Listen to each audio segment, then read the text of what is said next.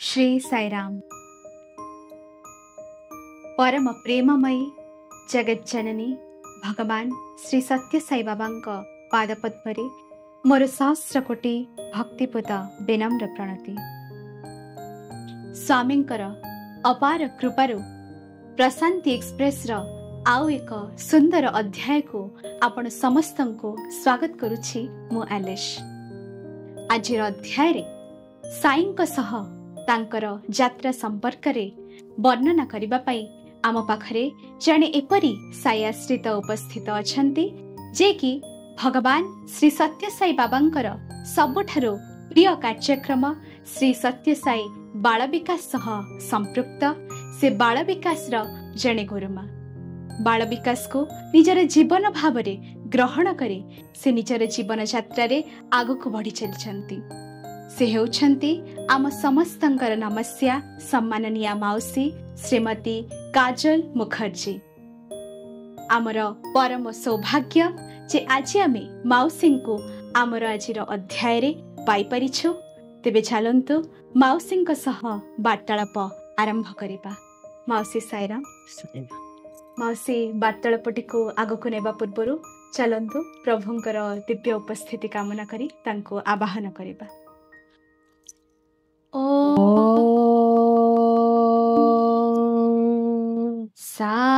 साईश्वराय विद्महे सत्यदेवाय धीमहि तन्नः सर्वः प्रचोदयात्।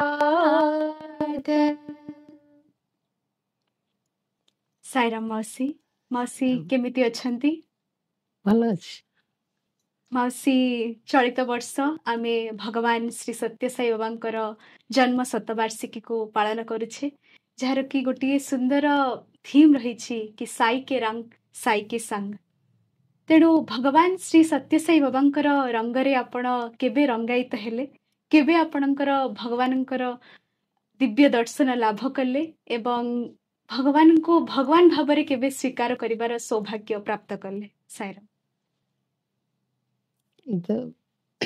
मोर पिला दिन सेतबेले केन्द्रापड़ा मोर माँ बापा रोहुथिले तो माँ प्रथमे बाबा को फोटो आनिकी घरे रखिले। सेटा होछि 1972 तापरे किछि दिन परे सत्यम शिवम सुंदरम बहिटी आनिकी माँ जन सांग तांको देले एवं आमे सेटा को पढ़िलु एवं पढ़िकी भी बहुत आमे माने आप्लुत हो जाइथिलु बाबांकर विषय रे जानिकी। एते सुंदर गोटे सुजोग मिलला। आमे हठात भुवनेश्वर गलु एवं एठी बालकृष्णन मौसा जड़े थिले तांको घरे बाबांका फोटो रे विभूति बहुत माने सब फोटो रे विभूति आसथाय आ सेठी पाद चिन्ह मध्य बाबांकर थाए। से पाद चिन्ह रु विभूति सेटा देखिकरी आमे तो बहुत माने समस्त आम भितर विश्वास टा टिके टिके टिके टिके आस्ते आस्ते दृढ़ हैला। तापरे सेठी ये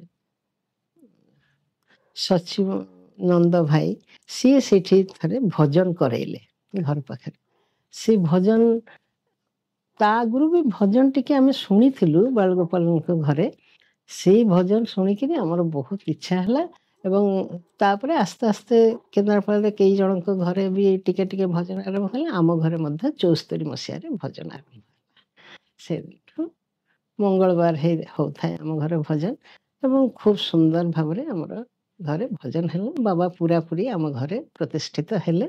आमे समिति रे मिसिलु। से समिति एते बड़ आकार है नथिला किंतु तथापि आमे समस्ते माने जोग देलु। से मु सबुठु बड़ आम घरे एवं मोर आमे 3 भौणी 2 भाई बापा माँ मोर दादू भी थांते। दादूकर शेष समय किंतु से शेष समय से भजन शुणा को पाइले बाबांकर। ता आगुरु मध्य मोर दादू बड़ अजा सहित पत्रालाप किछि गोटे करथिले बाबांकर विषय रे। सेटा एते आमे ठीक रे जानिनु किंतु बाबा जते साई भजन हैला सेते दादू बहुत खुशी हेले जे जा हो आम घरे भजन हैला। एवं से मृत्यु पूर्व कही जे मोर मृत्यु हो गले मोर सामने जमती ଭଜନ ଯିବ, ମାନେ ମୋର ଶବ ସହିତ ଯେମିତି ଭଜନ ଯିବ, ଏଇଟା ବି ହେଇଥିଲା। ନିଜର ଶେଷ ପର୍ଯ୍ୟନ୍ତ ସେ ଚାହିଁଥିଲେ କି ହଁ କେମିତି ଭଜନର ହଁ ଗୋଟେ ମାହୋଲରେ ହିଁ ମାହୋଲ ସେ ହେଇକି ଥିବ। ନିଜର ଶରୀର ହଁ ତ୍ୟାଗ କରିବେ। ହଁ ଆଉ ଆମେ ତ 3 ଭଉଣୀ ଥିଲୁ, 3 ଜଣ ଯାକ ମାଙ୍କର ଖୁବ୍ ଭଲ କଣ୍ଠ ବି ଥିଲା, ସୁନ୍ଦର ଭଜନ ଗାଉଥିଲେ। ଆଉ ଆମେ 3 ଭଉଣୀ ବି ଭଜନ ଶିଖିଲୁ। ଇଭେନ୍ ଜନ୍ମଦିନ ବାବାଙ୍କର, ଶିବରାତ୍ରି, ଏଇସବୁ ଦିନମାନଙ୍କରେ ଖୁବ୍ ଆନନ୍ଦ ହୁଏ। ଗୋଟେ ଛୋଟ ଜାଗା, ସମସ୍ତେ ଖୁବ୍ ମିଳିମିଶିକି, ଯେଉଁମାନେ ସାଇ ଡିଭୋଟି ବହୁତ ମିଳିମିଶିକି ରହୁଥିଲେ ଏବଂ ଭଲ ଭାବରେ ହେଉଥିଲା, ସବୁକିଛି ହେଉଥିଲା। ନାରାୟଣ ସେବାଠୁ ଆରମ୍ଭ କରି ସବୁକିଛି ହେଉଥିଲା। ଆଉ ମୁଁ ବି ତାପରେ ଆମେ ଯେଉଁ ଅଖଣ୍ଡ ଭଜନ ହୁଏ, ସେ ଅଖଣ୍ଡ ଭଜନରେ ବାପା ଆମ 3 ଭଉଣୀକୁ ନେଇକି ଯାଆନ୍ତି। ଆମେ ଗୋଟେ ଇଏ ପୁରା ଚଲେଇ ଦେଉ। ସକାଳୁ ସମସ୍ତେ, ରାତିରେ ତ ସମସ୍ତେ ଚେଇଥାନ୍ତି, ଆମେ ରାତିରେ ଚେଉଁନା, ତେଣୁ ସକାଳୁ 10ଟା ପର୍ଯ୍ୟନ୍ତ ପୁରା ଆମେ 3 ଭଉଣୀ ଚଳଉ। ଏତେ ସୁନ୍ଦର ଭାବରେ ମାନେ ସମ୍ପୂର୍ଣ୍ଣ ପରିବାର ପରିବାର, ଆପଣଙ୍କର ହଁ ସେବେଠୁ ପୁରା, ଭଗବାନଙ୍କ ହଁ। ସହିତ ଆଉ ମା ଜଡ଼ିତ ତ ଅଛି। ସବୁଥିରେ। ମୁଁ ଯେତେବେଳେ ଚାଲି ଆସିଲି ବାହା ହେଇକି, ସେତେବେଳେ ବଡ଼ ଅଜା ମାଆଙ୍କୁ କହିଲେ ଯେ ଆପଣ ବାଳ ବିକାଶ ଯେମିତି ହଉ ଆପଣ ଶୁଣନ୍ତୁ। ମା ତ ବେଙ୍ଗଲୀ, ଓଡ଼ିଆ ଏତେ ଆଜ୍ଞା। ମା କହିଲେ ଯେ ମୋର ଯଦି ଓଡ଼ିଆ, ନା ସେଥିରେ କିଛି ନାହିଁ, ତ ଭାବର ଭାଷା, ତେଣୁ କିଛି ଅସୁବିଧା ହବନି, ଆପଣ ବାଳ ବିକାଶ ନିଅନ୍ତୁ। ସେବେଠୁ ଚାଲିଲା ଖୁବ୍ ସୁନ୍ଦର ଭାବରେ। ସେ ତ ଭଗବାନଙ୍କ ସହିତ ଜଡ଼ିତ ହେବା ପରେ ନିଶ୍ଚିତ ଭାବରେ ମନରେ ଗୋଟେ ଅଦମ୍ୟ ଇଚ୍ଛା ଆସିଥିବ କି କେମିତି କ'ଣ ମୁଁ ଟିକେ ପ୍ରଶାନ୍ତି ଯାଆନ୍ତି, ପ୍ରଶାନ୍ତିରେ ଯାଇ ଭଗବାନଙ୍କ ଦର୍ଶନ କରନ୍ତି। ତ ଏଇ ସୌଭାଗ୍ୟ ଆପଣଙ୍କୁ କେବେ ମାନେ କୋଉ ପରିବେଶରେ ପ୍ରାପ୍ତ ହୋଇଥିଲା, କୋଉ କାର୍ଯ୍ୟକ୍ରମରେ ଆପଣ ଯାଇଥିଲେ? ମୁଁ ତ 74 ମସିହାରେ ମୁଁ ବାଳ ବିକାଶ କଲି ସ୍କୁଲରେ। ଆଜ୍ଞା। ସ୍କୁଲରେ ଆରମ୍ଭ ହେଲା। ମୁଁ ଯେଉଁ ସ୍କୁଲରେ ସର୍ଭିସ୍ କରୁଥିଲି, ସେଠିକାର ହେଡ଼ମାଷ୍ଟର ମଧ୍ୟ ସାଇ ଡିଭୋଟି। ତେଣୁ ସେ କହିଲେ ଯେ ମୁଁ ସବୁଠୁ ୟଙ୍ଗେଷ୍ଟ ଥିଲି। କହିଲେ ଯେ ତୁ ଜାଣିଛୁ? ମୁଁ କହିଲି କିଛି ଜାଣିନି, ବହି ନାହିଁ, କିଛି ନାହିଁ, ମୁଁ କ'ଣ କରିବି? ସେତେବେଳେ ବହି ଫହି ଏତେ ନଥିଲା। କହିଲେ ଯେ କିଛି କେତେ ଗୁଡ଼ା ଶ୍ଲୋକ ମୋତେ ଦେଇଦେଲେ, ସେଇ 5ଟା ମେନ୍ ଶ୍ଲୋକ, ଏତିକି ଶିଖା, ରାମାୟଣ ମହାଭାରତ ଆଉ ଯେତେ ନୈତିକ ଗପ ଯାହା ଅଛି ସବୁ, ବିବେକାନନ୍ଦଙ୍କର, ରାମକୃଷ୍ଣଙ୍କର, ଏମିତି ସବୁ କରିବୁ। ସେ ଅନୁସାରେ ଶନିବାର ସଟରଡେ ଲାଷ୍ଟ ଇଏଟା କ୍ଲାସ୍ ମୁଁ କରେ। ତ ମୁଁ ଦେଖିଲି ପିଲା ବହୁତ ଇଣ୍ଟରେଷ୍ଟେଡ୍, ଭେରି ଇଣ୍ଟରେଷ୍ଟେଡ୍। ସେମାନେ ବହୁତ ସୁନ୍ଦର ଭାବରେ ହେଲା। ତାପରେ ମୁଁ କ'ଣ କଲି ନା, ସେଇ ପିଲାମାନଙ୍କ ଭିତରୁ ମୁଁ କହିଲି ଆମ ଘରକୁ କିଏ ଆସିପାରିବ, ସଣ୍ଡେ ଦିନ ମୁଁ ସେଠୁ ପିଲାମାନଙ୍କୁ ଆମ ଘରେ କ୍ଲାସ୍ କରେଇଲି। ଆଉ ତା ଭିତରେ ସାର୍ କହିଲେ ଯେ ତୁ ସୁପ୍ରଭାତମ୍ କରୁଛୁ କି ନାହିଁ? ବାଳ ବିକାଶ ଗୁରୁର ହେଉଛି ଗୋଟେ ହେଉଛି 3C ତ୍ୟାଗ। ତେଣୁ ସିନେମା ଦେଖିବା, ଆମ ଘର ସାମ୍ନାରେ ସିନେମା ହଲ୍, ସିନେମା ଦେଖିବା ମୁଁ ପୁରା ଛାଡ଼ିଦେଲି। ଆଉ ସୁପ୍ରଭାତମ୍ କରିବାକୁ ହେବ, ଜପ କରିବାକୁ ହେବ। ତ ସେଇଠୁ ସୁପ୍ରଭାତମ୍ ଗୋଟେ ବହି, ଉଦାତ୍ତ ଅନୁଦାତ୍ତ ଅନୁସାରେ, କୌଣସି ସ୍ୱର ମୁଁ ଜାଣିନଥାଏ, କିନ୍ତୁ ମୁଁ ସ୍ୱରଟା ଜାଣିବାକୁ ବହୁତ ଇଚ୍ଛା ହେଉଥାଏ। ଆଉ ଶ୍ଲୋକ ଆଉ ଭଜନ କେଇଟା ସେତେବେଳେ ସେ ଯେଉଁ ସମସ୍ତଙ୍କ ଘରକୁ ଯାଇକି କିଛିଟା ଭଜନ ଶିଖିଥାଏ, ତେଣୁ ଭଜନ ଶିଖେଇ ପାରୁଥାଏ, ବା ଶ୍ଲୋକ ଗୁଡ଼ାକ କିନ୍ତୁ ମୁଁ ନିଜ ଇଏରେ କରିଥାଏ। ସେଥିରେ ବି ମୋତେ ସେ ଜଣେ ଶୈଳେନ୍ଦ୍ର ଭାଇ ବୋଲି ଥିଲେ ସେତେବେଳେ, ସେ କହିଲେ ଯେ ତୁ ଏକ୍ଜାକ୍ଟ ସ୍ୱରଟା କେମିତି ଜାଣିଲୁ? ମୁଁ କହିଲି କେଜାଣି ହେଇ ତ ଗଲା ଏମିତି ଭାବରେ। ସେଠୁ ତାପରେ ମୋର ବହୁତ ଇଚ୍ଛା ହେଲା। ତାପରେ ଜନ୍ମଦିନ ପଡ଼ିଲା 1975 ଜନ୍ମଦିନରେ ସେବା ଦଳରେ ମୋର ଇଚ୍ଛା ଥିଲା। ମୁଁ ନାଁ ଦେଇଥିଲି ସେବା ଦଳରେ, କିନ୍ତୁ ଯେହେତୁ ବାବୁଜୀ କହିଲେ ଯେ ନାଇଁ ତମେ ଆମ ସାଙ୍ଗରେ ଚାଲ, ଆମ ହେଡ଼ମାଷ୍ଟର ଯିଏ ସାର୍, ବାବୁଜୀ, ଆମେ 3 ଜଣ ଟିକେ, ସେମାନେ ଆଗ ପଳେଇଲେ, ସେବା ଦଳ ଗଲେ, ଆମେ ପଛରେ ଯାଇ ପହଞ୍ଚିଲୁ। ଯେଉଁଦିନ ପହଞ୍ଚିବି ଠିକ୍ ଆମେ ପହଞ୍ଚିଲୁ ରାତି 9ଟାରେ। ତା ଆଗରୁ ବାବା କେନ୍ଦ୍ରାପଡ଼ାର ସେବା ଦଳମାନଙ୍କୁ ଶାଢ଼ୀ ଦେଇ ସବୁ କହିବେ, ମୋ ନାଁଟି ବି ଡକା ହେଇଛି। କିନ୍ତୁ ମୁଁ ତ ଶାଢ଼ୀ ପାଇଲିନି। ସମସ୍ତେ କହିଲେ ତୁ ଟିକେ ଆଗରୁ ଆସିଲୁନି, ତୁ ଶାଢ଼ୀ ପାଇଲୁନି। ମୁଁ ସେମାନଙ୍କୁ କାହାକୁ ଦେଖିପାରୁନି, ସେମାନେ ଚାଲିଗଲେଣି ସେବା ଦଳ। ସେତେବେଳେ ସେ ଆମର ବର୍ତ୍ତମାନ ଯେଉଁ ପ୍ରଶାନ୍ତିର ଯେଉଁ ଅବସ୍ଥା ଦେଖିଲେ, ସେତେବେଳେ ସେମିତି ନଥିଲା ଏକଦମ। ମୋତେ କେଉଁଠି ଜାଗା ନାହିଁ, କେଉଁଠି ରହିବି? ସେବା ଦଳ ଲୋକ ତ ଚାଲିଯିବେ, ତାଙ୍କର ତମ୍ବୁ ଫମ୍ବୁ ପଡ଼ିଛି। କାହିଁକିନା ସେତେବେଳେ ଇଷ୍ଟ ପ୍ରଶାନ୍ତି ବି ତିଆରି ହେଇଛି କି ନାହିଁ ଠିକ୍ ମୋର ମନେ ପଡ଼ୁନି। କିଚେନଟା ଭଙ୍ଗା ହେଇଥାଏ, ପୁରା ଭଙ୍ଗା ହେଇଥାଏ ସେଇ ସମୟରେ। 75 ଏବଂ ବାବାଙ୍କର 50th ବାର୍ଥଡେ। ତାପରେ ସେ ଗଣେଶ ଗେଟ୍ ଗୋଟେ ଥାଏ, ସେଠି ଟିକେ ବି ଜାଗା ନଥାଏ। ତଥାପି ଜଣେ ଭାଇ ମାନେ ଜଷ୍ଟ ଦିଟା ମାନେ ଗୋଟେ ସୁଟକେସ୍ ରହିବ, ମୁଁ ଟିକେ ବସିପାରିବି କି ଟିକେ ଏମିତି ଆଡ଼େଇକି ଶୋଇପାରିବି, ଏମିତି ଜାଗା ହେଲା। ସେଥିରେ ବି କିଛି ଡର ନାହିଁ, କିନ୍ତୁ ବାବାଙ୍କୁ ଦେଖିବାକୁ ଯାଉଛି, ଏଇଟା ହିଁ ସବୁଠୁ ଆନନ୍ଦ। ସେଇ ରହିଲି ଯେତେବେଳେ ରାତିରେ, ସେଇଠୁ ସମସ୍ତେ ସେମାନେ ସବୁ ଲୋକମାନେ କୁହାନ୍ତି ବେଶୀ ତେଲୁଗୁ ତାମିଲ ବେଶୀ, ଆଉ ଅନ୍ୟ ଭାଷାଭାଷୀ ମୁଁ ବୁଝିପାରୁନଥାଏ। ସେ କହୁଛନ୍ତି ବାବାଙ୍କ ଝରକାଟା ଦିଶୁଛି, ସେଇଠୁ ଲାଇଟଟା ଅଛି। ମୁଁ କହିଲି ବାବା ଏତେ ରାତି ପର୍ଯ୍ୟନ୍ତ କ'ଣ ଚେଇଁଛନ୍ତି, ଝରକାଟା ଏମିତି ଦିଶୁଛି। ଭାବି ଭାବି ଯାହା ହଉ ବି ନିଦ ବି ହେଇନି। ସମସ୍ତେ କହିଲେ ଯେ 2ଟା 2:30 ବେଳକୁ ନହେଲେ ବାଥରୁମ୍ ବି ମିଳିବନି। ବାଥରୁମ୍ ଯିବି କ'ଣ, ବାଥରୁମ୍ ଯାଇକି ମୋ ମୁଣ୍ଡ ମାନେ ସବୁ ସେଠିକାର ତେଲୁଗୁ ସ୍ତ୍ରୀ ଲୋକମାନେ, ସେମାନେ ଏକଦମ ପୁରା କଭର, କିଛି ନାହିଁ, କ'ଣ କରାଯିବ କ'ଣ କରାଯିବ।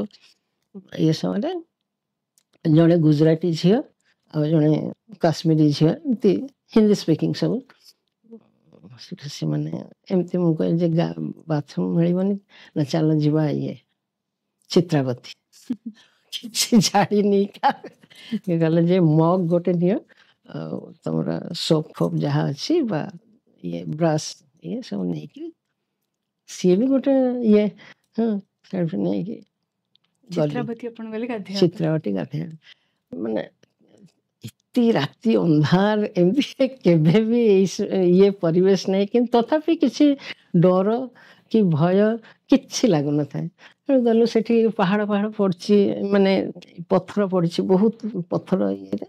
ସେଠି ନିତ୍ୟକର୍ମ ସାରି ସେ କୌଣସି ରକମରେ ମଗରେ ନେଇକି ପାଣି ନେଇକି ଗାଧେଇଛି। ମୋର ସେଇ ନଈରେ ପଶି ଗାଧେଇବା ଅଭ୍ୟାସ ବି ନଥିଲା। ଯାହା ବି ହଉ ଲୁଗା ଫୁଗା କାଚିକିରି ଆମେ ପରିଷ୍କାର ହେଇକି 3ଟା 3:30 ସୁଦ୍ଧା ଚାଲି ଆସିଛୁ।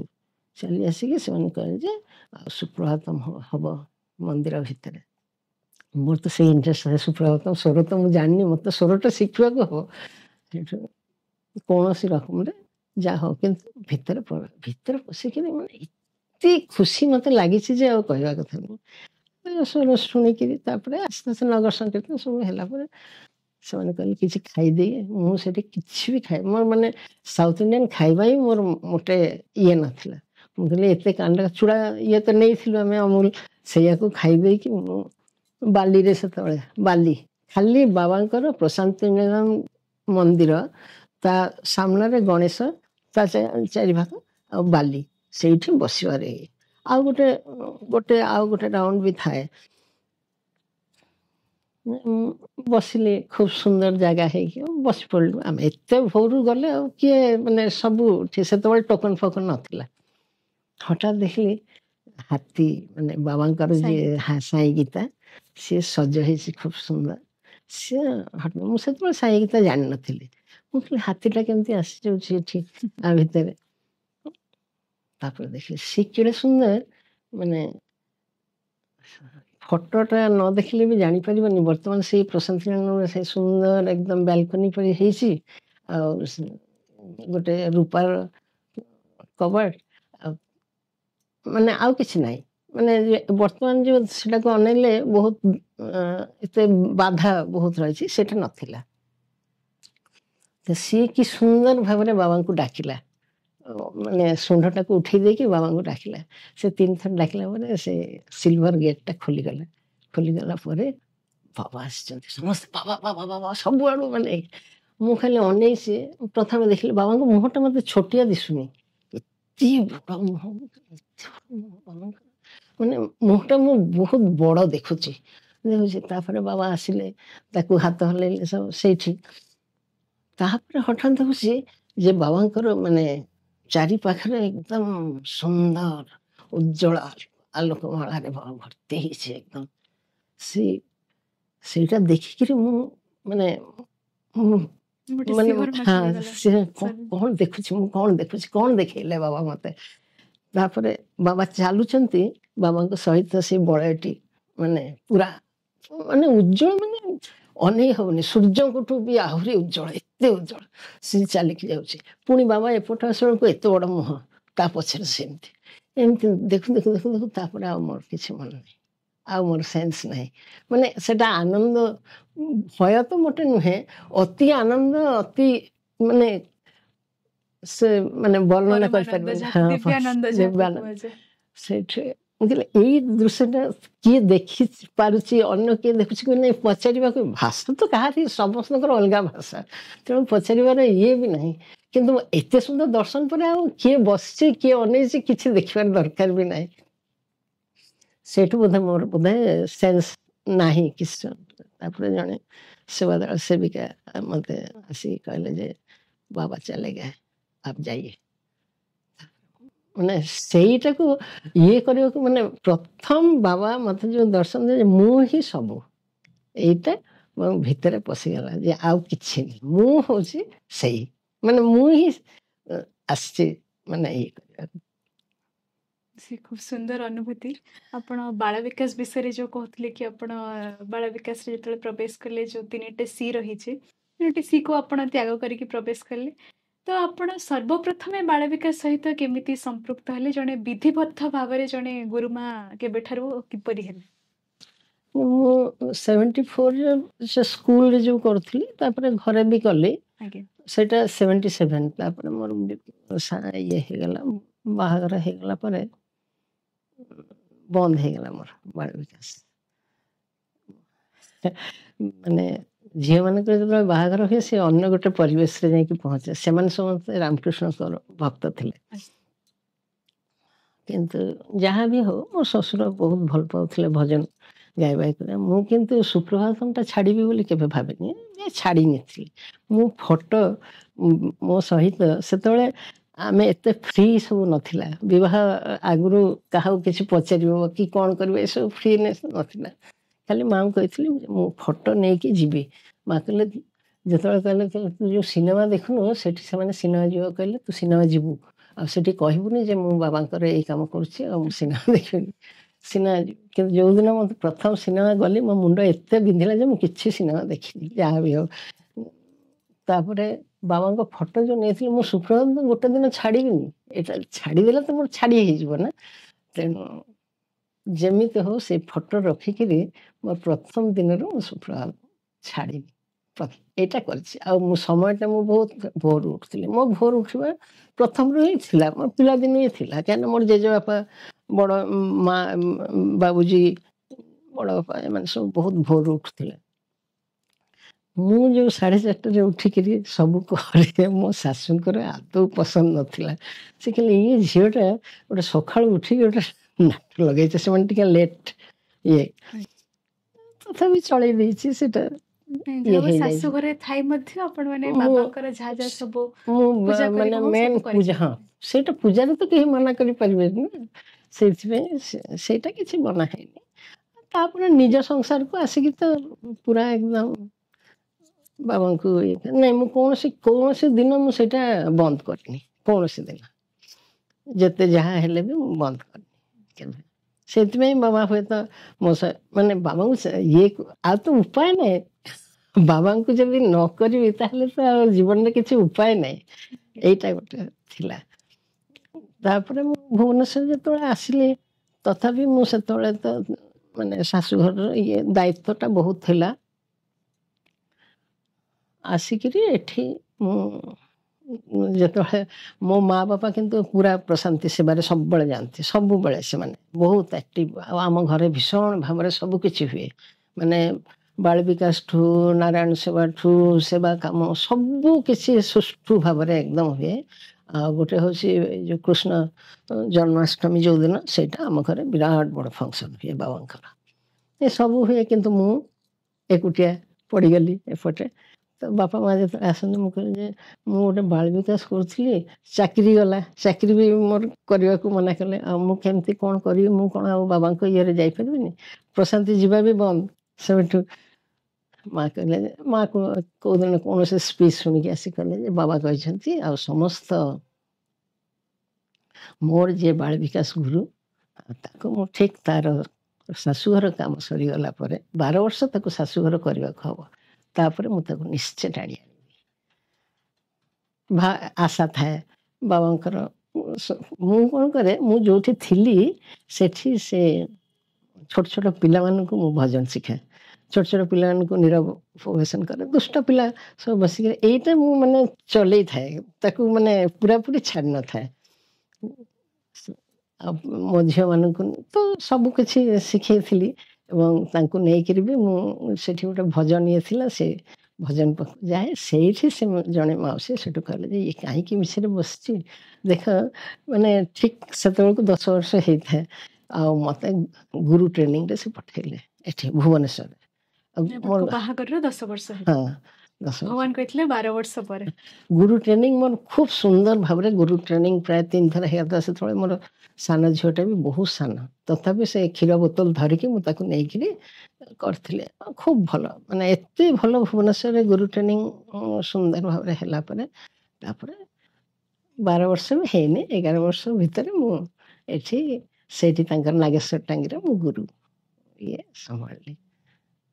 ତାପରେ କ୍ୱାର୍ଟର ପାଇଲି ଯେତେବେଳେ ରେଣ୍ଟାଲ କଲୋନୀରେ, ତାପରେ ଆସିଲି ବ୍ରିଟ୍ କଲୋନୀକୁ 8 ନମ୍ବରରେ। ସେତେବେଳେ ମୁଁ ଗ୍ରୁପ୍ 3ର ମୋତେ ସେଠି କହିଲେ ଯେ ଟିକେ ଆପଣ କ୍ଲାସ୍ ନିଅନ୍ତୁ ରାମକୃଷ୍ଣ ବିବେକାନନ୍ଦଙ୍କ ଉପରେ। ଏମିତି କ୍ଲାସ୍ ନେଇଥିଲି। ସେଠୁ ମୁଁ ଯିବା ଆସିବା କରେ, ମୁଁ ଓଲ୍ଡ ଟାଉନ୍ ବି ଯାଏ, ସେଠୁ ଗ୍ରୁପ୍ 2 କ୍ଲାସ୍ କରେ ଏବଂ ତାଙ୍କ ଏଠି ବି ଗ୍ରୁପ୍ 3 ଏମିତି କରିକିରି କରୁଥିଲି। ତାପରେ ଯେତେବେଳେ ରେଣ୍ଟାଲ କଲୋନୀରେ ମୁଁ କ୍ୱାର୍ଟର ପାଇଲି, ସେଠୁ ପୁରାପୁରି ବାଳ ବିକାଶ ମୋ ଘରେ ଆରମ୍ଭ ହେଲା। ସେଠି ବି ଗ୍ରୁପ୍ 1ଟା ଚାଲୁଥାଏ, କିନ୍ତୁ ମୋ ପାଖରେ ଗ୍ରୁପ୍ 2 ଆରମ୍ଭ ହେଲା। ସେଠି ଯେଉଁମାନେ ଥିଲେ ରେଣ୍ଟାଲ କଲୋନୀ ସେମାନେ ବହୁତ ହେଲ୍ପ କଲେ, ପିଲା ବହୁତ ଆସିଲେ। ଆଉ ଗୁରୁ ଜଣେ ଗୁରୁ ସେଠି ଥିଲା, ସିଏ ଗ୍ରୁପ୍ 1ଟା କରେ ଆଉ ମୁଁ ଗ୍ରୁପ୍ 2ଟା ପୁରା ସମ୍ଭାଳିଲି। ତାପରେ ଇୟର୍ଲି ଚାଲିଲା। ଗ୍ରୁପ୍ 3 ତାପରେ ହେଲା ଏମିତି ଭାବରେ। ଏବଂ 8 ନମ୍ବରରେ କରେ। ରେଣ୍ଟାଲରେ ଆମର ବାଳ ବିକାଶ କାମ, କିନ୍ତୁ 8 ନମ୍ବରରେ ସମସ୍ତ ସେବା କାମ ସବୁ ଥାଏ। 3 ନମ୍ବର 8 ନମ୍ବର ଏମିତି ଚାଲିକି ମୋର ପୁରାପୁରି ଚାଲିଲା ଖୁବ୍ କହିବାକୁ ସୁନ୍ଦର ଗଲେ ଭାବରେ। ମାନେ ଭୁବନେଶ୍ୱରର ବିଭିନ୍ନ ବାଳ ବିକାଶ କେନ୍ଦ୍ରରେ ଆପଣ ପଢେଇବାର ସୁଯୋଗ ହଁ, ପାଇଛନ୍ତି। ମୁଁ ପାଇଛି। ମୁଁ ସେତେବେଳେ ରିସୋର୍ସ ପର୍ସନ ଥିଲି ଏବଂ ଭୁବନେଶ୍ୱରର ସବୁ ଜାଗାରେ ପ୍ରାୟ ମେନଲି ଷ୍ଟୋରି ଟେଲିଂ, ଶ୍ଳୋକ ଏସବୁ କେମିତି ହବ ସେଇ ସବୁ ଇଏ କରିଛି ବହୁତ। ତାପରେ ଏଇ ଯେଉଁ ଜ୍ୟୋତିର୍ଧ୍ୟାନ, ତାପରେ ନିରବ ଉପବେଶନ, ଯାହା ଆମର ବାଳ ବିକାଶର ଗ୍ରୁପ୍ 1 ସିଲାବସରେ ଗ୍ରୁପ୍ 2 ରହିଛି। ଗ୍ରୁପ୍ 3 ଇୟର୍ଲି ୱାଇଜ୍, ମାନେ ଯେମିତି ଯୋଉଠି ଯେତେବେଳେ ଯାହା ଡାକିଛନ୍ତି ମୁଁ ଯାଇଛି। ଆପଣ ତ ବାଳ ବିକାଶ ଗୁରୁ ଭାବରେ ପିଲାମାନଙ୍କୁ ହୁଏତ କେତେବେଳେ ଯୋଉ ଆମର ଶ୍ରୀ ସତ୍ୟ ସାଇ ଅଷ୍ଟୋତ୍ତର ସତନାମା ବଳି ରହିଛି ସେଟା ବି ପିଲାମାନଙ୍କୁ ଶିକ୍ଷା ଦେଇଥିବେ। ତ ସେଥିରେ ଗୋଟେ ଭଗବାନଙ୍କର ଗୋଟେ ନାଁଟେ ଅଛି କି ଓମ୍ ଶ୍ରୀ ସାଇ ଆରୋଗ୍ୟ ପ୍ରଦାୟ ନମଃ। ତ ଏହାର ଆମେ ସମସ୍ତେ ଏଇ ଭଗବାନ କେମିତି ଆରୋଗ୍ୟ ପ୍ରଦାୟ, ତ ଆମର ସମସ୍ତଙ୍କର କିଛି ନା କିଛି ଅନୁଭୂତି ଥାଏ ନିଶ୍ଚିତ। ତ ଆପଣଙ୍କ ଜୀବନରେ କେବେ କିଛି ଏମିତି ଘଟିଛି କି ଆପଣ ଏଇ ନାଁର ମର୍ମକୁ ଅନୁଭବ କରିଛନ୍ତି? ସବୁବେଳେ ଘଟିଛି ବହୁତ। କହୁଛି ଗୋଟେ ଘଟଣା। ସେତେବେଳେ ଆମେ ବ୍ରିଟ୍ କଲୋନୀରେ ଥିଲୁ। ମୁଁ ଜଷ୍ଟ 8 ନମ୍ବରରେ କ୍ଲାସ୍ ନେଉଥାଏ। ମୁଁ ସେତେବେଳେ ଇଏ ବି ଯାଉଥାଏ, ଓଲ୍ଡ ଟାଉନ୍କୁ ବି ଯାଉଥାଏ। ସେହି ସମୟରେ ମୁଁ ଟିକେ ଏଇ ଯେଉଁ ସାଂସ୍କ୍ରିଟ ଟିଚର ହିସାବରେ ମୋ ପାଖରେ ବହୁତ ପିଲାମାନେ ପଢ଼ିବାକୁ ଆସନ୍ତି। ମୁଁ କ'ଣ କରେ ନା 2ଟାରୁ ବ୍ୟାଚ୍କୁ ବ୍ୟାଚ୍ ପିଲାଙ୍କୁ ପଢ଼ାଏ। ତ ମୋର ଗୋଟେ ପେଟରେ ଗୋଟେ ଭୀଷଣ ଯନ୍ତ୍ରଣା ହୁଏ, ଫୁଲିକିରି ପେଟ ଆଉ ଯନ୍ତ୍ରଣା ହୁଏ, କିଛି ଖାଇପାରେ ନା। ସେଟା ରାତିକି ହୁଏ, ମାନେ ସାରା ଦିନ ସବୁ ଠିକ୍ ଥାଏ, ଠିକ୍ ରାତିରେ ଖାଇସାରିକି ଆଉ ଶୋଇପାରେ ନା, ଭୀଷଣ କଷ୍ଟ ହୁଏ। ତାପରେ ମୁଁ ସବୁବେଳେ କ'ଣ କରେ, ଜେଲସି ଖାଇଦିଏ, ଜୁଆଣି ଖାଇଦିଏ, ଏସବୁ ଖାଇକିରି କେମିତି ପାଣି ପିଇଦିଏ, ଏସବୁ କରେ। ଆଉ ଏମାନେ ତ ସମସ୍ତେ ତାଙ୍କ ଅଫିସରୁ ଆସନ୍ତି, ଇଏ କରନ୍ତି, ପିଲାମାନେ ତାଙ୍କୁ ପଢ଼େଇକିରି ସେମାନେ ଶୋଇବେ, କାହାକୁ ଡିଷ୍ଟର୍ବ କରେନି। ମୁଁ ଖାଲି ସାଇରାମ କରିକି ମାନେ କଷ୍ଟ ହେଲେ ସେଇଠି ପଦଚାରଣା କରୁଥାଏ, ମାନେ ବୁଲୁଥାଏ, କିନ୍ତୁ କାହାକୁ ମୁଁ ଉଠାଏ ନା। ପେଟ ମୋର ମନେ ହୁଏ ଯେ ଫାମ୍ପି ଯାଉଛି ଆଉ ଗୋଟେ ବିରାଟ ବିନ୍ଧୁଛି, କିନ୍ତୁ ଏମିତି ଯେମିତି ହଉ କଲେ ବି ଥରେ କ'ଣ ହେଲା, ମୁଁ ଶୋଇକି ମାନେ କଷ୍ଟ ହେଉଛି ମୁଁ ଟିକେ ଶୋଇବାକୁ ଚେଷ୍ଟା କରିଛି। ତନ୍ଦ୍ରାରେ ହଠାତ୍ ମୋତେ ଲାଗିଲା ବାବା ଆସିଛନ୍ତି। ବାବା ଆସି କହିଲେ ଉଠ ଉଠ। ମୁଁ କହିଲି ଉଠିକି କ'ଣ କରିବି? ଉଠ ଉଠ। ମୁଁ ଦେଖିଲି ବାବା ମାନେ ଗାଉନ ପିନ୍ଧିଛନ୍ତି କିନ୍ତୁ ବାବା ଯେମିତି ନିଦରୁ ଉଠିକିରି ବାବା ଆସିଛନ୍ତି ସେମିତି ମୋତେ ଲାଗୁଛି। ବାବା ତ ଶୁଅନ୍ତିନି ତଥାପି ମୋତେ ସେଇଟା ଲାଗିଲା। ତାପରେ ମୁଁ କ'ଣ କରିଛି ନା ମୋତେ କହିଲେ ଯେ ଶୋଇପଡ଼ ତଳେ। ତଳେ ଶୋଇପଡ଼ିବି। ତଳେ ଶୋଇପଡ଼ିଛି। ସେଠୁ ତାପରେ କ'ଣ କରିছে ନା ତାଙ୍କର ଯେଉଁ ବୁଢ଼ା ଆଙ୍ଗୁଠିକୁ ଧରିକି ମୋ ନାଭିରେ ଏତେ ଜୋରରେ ମାନେ ଚିପି ଧରିଛନ୍ତି ଯେ ମୁଁ ମାନେ ଛାଟିକି ସାଇନା କଲବଲ କଲବଲ ହେଇକି ବୁଲୁଛି। ଆଉ ବାବା ମାନେ ଯେମିତି ମନେ କରୁଛି ପାଟି କରନା। ହଁ ଏତେ ଜୋରରେ ମାନେ ମୋତେ କଷ୍ଟ ହେଇଛି ଯେ କହିବା କଥା ନୁହେଁ। କରିଦେ ଯା ଶୋଇବି ଯା କହିକି ବାବା ଚାଲି ଯାଇଛନ୍ତି। ସେଠୁ ଭାବୁଛି ବାବା ବସିଲେନି କିଛି କଲେନି ଏମିତି ଚାଲିଗଲେ। କିନ୍ତୁ ମୁଁ ତାପରେ ଶୋଇପଡ଼ିଛି ଆଉ ଜାଣିନି ଏଇଟା ସ୍ୱପ୍ନରେ। ତାପରେ ଯେତେବେଳେ ମୁଁ କେମିତି ଭୁଲି ବି ଯାଇଛି। ତାପରେ ସବୁ ସକାଳୁ ସବୁ ନିତ୍ୟକର୍ମ ସାରିକି ଯେତେବେଳେ ଗାଧୋଉଛି ମୁଁ ଦେଖୁଛି ଭୀଷଣ ସେଠି ଜାଗାଟା ତାପରେ ମୋର ସ୍ୱପ୍ନ ମନେ ପଡ଼ୁଛି। ହେଲେ ମୁଁ କହିଲି ବାବା ତମେ ଏତେ ତାପରଠୁ ଆଉ କେବେ ବି ମୁଁ ସେଇ ପେଟ ଫାମ୍ପିନି କି ସେଇ ବଥା ମୁଁ କେବେ ଅନୁଭବ କରିନି।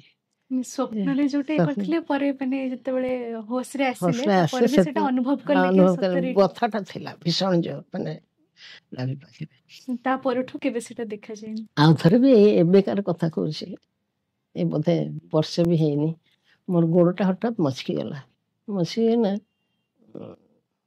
ଔଷଧ ସାଙ୍ଗେ ସାଙ୍ଗେ ଆଣିକି ଦେଲେ ଔଷଧ ଖାଇବେନି ଗୋଟେ ଚାଲି ଏଇ ବୟସରେ ଗୋଟେ ମଚକିଗଲି ମୁଁ କାମ କରିବି କ'ଣ? ଫୁଲ ତୋଳିବି ପୂଜା କରିବି ଏଇ କରିବି। ମୁଁ କହିଲି ବାବାଙ୍କ ବିଭୂତି ଲଗାଉଛି ଆଉ କିଛି ଲଗେଇବିନି ଭଲ କର। ଆମେ ଯେମିତି କରୁ ସମସ୍ତେ କରନ୍ତି। ବିଶ୍ୱାସ କର 4 ଥର ବିଭୂତି ମୁଁ ପାଦରେ ବିଭୂତି ଲଗେଇଲି। ବାବାଙ୍କୁ କ୍ଷମା ମାଗିଲି। ମୁଁ କହିଲି ମୋତେ କ୍ଷମା କର। କିନ୍ତୁ ମୋର ଏକଦମ ଔଷଧ ମୁଁ ବେଳେବେଳେ ଔଷଧ ଖାଏ ନା କେବଳ ବିଭୂତି।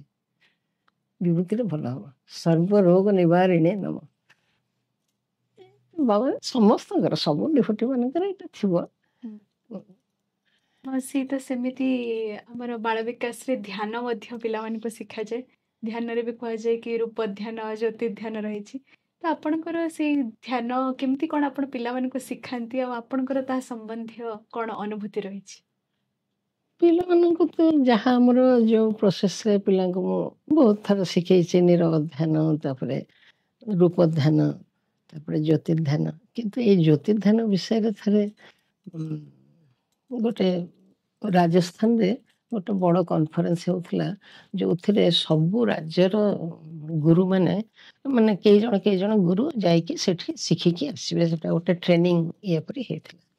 ତ ଜାଣିଥିବ ସୁଶ୍ରୀକୁ ଯିଏକି ମହିଳା ଏଇ ସେବା ଦଳର ଇଏ କନଭେନର ସିଏ ସେଠୁ ମୋତେ କହିଲା ମାଉସୀ ଆଉ ଆପଣ ତ ବର୍ତ୍ତମାନ ଫ୍ରି ଦ୍ୟାଟ୍ ଇଜ୍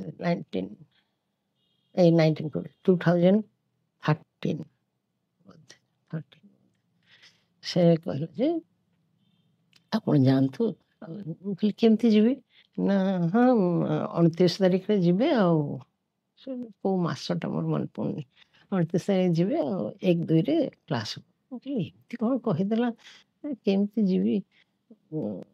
ଆଙ୍କୁ ପଚାରିଲି ମୋ ସାଙ୍ଗ ପଚାରିଲି କହିଲେ ନା ନା ଏକୁଟିଆ କୁଆଡ଼େ ଯିବ? ମୁଁ କହିଲି ଆଉ କିଏ ଯିବ?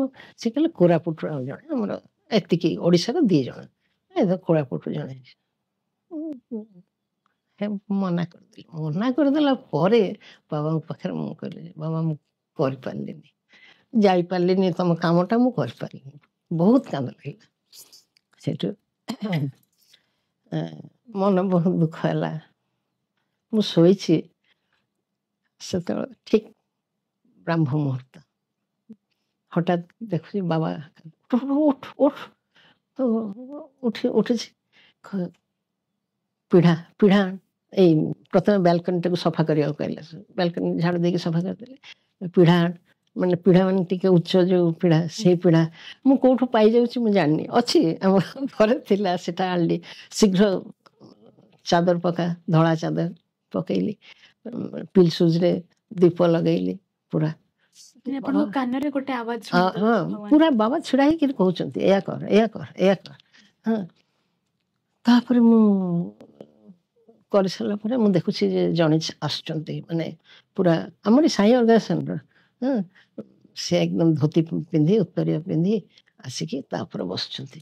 ବାବା ସେଠୁ ସେ ଯେମିତି ଦୀପର ଲାଇଟଟା ବ୍ରହ୍ମକୁ ଯିବ ସେଇଟା ସବୁ ହଉଛି ଏବଂ ହଉଛି ନା ଲାଇଟଟା କେମିତି ଯାଉଛି ତାଙ୍କ ଶରୀର ଭିତରେ ଦେଇକି କେମିତି ମାନେ ଚାରିଆଡ଼କୁ ବ୍ୟାପି ଯାଉଛି କେମିତି ମାନେ ପୁରା ସବୁ ଲାଇଟେଡ୍ କୋଷ କୋଷ ସବୁ ଲାଇଟ ଏକଦମ ମାନେ କେମିତି ଭାବରେ ସେଟା ହୁଏ ସେଇଟା ମୋତେ ଦେଖିଦେଲେ ଯେ ଏଇ ପ୍ରୋସେସରେ ଏମିତି ଭାବରେ ହୁଏ। ମୁଁ ତାଙ୍କ ଶରୀରର ଆଉ ମାନେ ଦେଖୁଛି ଖାଲି ଲାଇଟଟା କେମିତି କେମିତି ଯାଉଛି ଇଭିନ୍ ମାନେ ହୃଦୟରେ କେମିତି ରହିଲା ସେ ସହସ୍ରାରରେ କେମିତି ହେଲା ଇଡ଼ା ପିଙ୍ଗଳ ସୁଷୁମ୍ନା ଭିତରେ ସେ କେମିତି ଲାଇଟ୍ ହେଲା ସବୁ କିଛି ମୁଁ ଦେଖୁଛି। ମୁଁ ସେ ବାପରେ ବାପ। ତାପରେ ସିଏ ପଚାରୁଛନ୍ତି ତାଙ୍କୁ କୋଶ୍ଚିନ୍ ବାବାଙ୍କୁ। ମୁଁ ବାବା ଏମିତି ଛିଡ଼ା ହେଇଛନ୍ତି ବସିଛନ୍ତି ସେଠି ଦୀପ ଜଳୁଛି ସେ କୋଶ୍ଚିନ୍ ଗୁଡ଼ା ମୋତେ କିଛି ଶୁଭୁନି। ଖାଲି ବାବା କହିଲେ ଏହି ଜ୍ୟୋତି ହେଉଛି ପ୍ରେମ ଏ ପ୍ରେମକୁ ତମକୁ ବାଣ୍ଟିବାକୁ ହବ। ଖାଲି ଏଇଟାକୁ ବି ମୁଁ ଶୁଣିପାରିଲି। ମୁଁ ନିଦ ଭାଙ୍ଗିଗଲା ସେତେବେଳେ ମୁଁ ଜାଣିଲି ଯେ ସତରେ ମାନେ ସେମାନଙ୍କ ଭିତରେ କ'ଣ ପ୍ରଶ୍ନୋତ୍ତର ହେଇଛି ସେଟା ମୋତେ ଶୁଭିନି। କିନ୍ତୁ ମାନେ ଆପଣଙ୍କର ଯୋଉ ଇଚ୍ଛାଟା ଥିଲା କି ଆପଣ କ୍ଷମା ମାଗିଥିଲେ କି ପ୍ରଭୁ ଆପଣଙ୍କର ନିର୍ଦ୍ଦେଶ ଥିଲା ମୁଁ ଟିକେ ଯାଇଥାନ୍ତି ଧ୍ୟାନ ଶିଖିବାକୁ କିନ୍ତୁ ଯଦି ଆପଣଙ୍କର ଗୋଟେ ଜେନ୍ୟୁଇନ୍ ପ୍ରୋବ୍ଲେମ ଥିଲା ଯାଇପାରିଲେନି ତ ଭଗବାନ ଆପଣଙ୍କୁ ସ୍ୱପ୍ନରେ ସେଇ ଶିକ୍ଷାଟି ପ୍ରଦାନ କଲେ। ମାନେ ବାବାଙ୍କର ଯେତିକି କୃପା ମୁଁ ସେଇ ତୁଳନାରେ ସେବା ବାବାଙ୍କର କରିପାରିନି।